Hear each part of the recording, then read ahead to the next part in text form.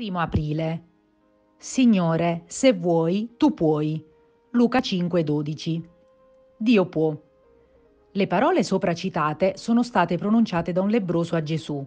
Sebbene siano poche, sono ricche di significato ed esprimono la fiducia totale che egli aveva in Gesù, il Figlio di Dio. Da un punto di vista umano, il lebbroso non aveva speranze. La sua situazione era irrisolvibile e la sua malattia incurabile.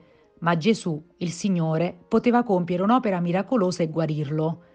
Il lebbroso sapeva molto bene che la sua guarigione, una volta chiesto l'intervento di Gesù, dipendeva dalla sua volontà e non dalla sua capacità. Dio può operare oltre le aspettative e le richieste umane. La scrittura afferma che per il Signore non c'è nulla di troppo difficile o impossibile. Egli può operare potentemente nella tua vita e ristabilirti dalla situazione di dolore nella quale ti trovi. Per il Signore non c'è problema irrisolvibile, situazione irrimediabilmente compromessa o malattia inguaribile. Dio può tutto.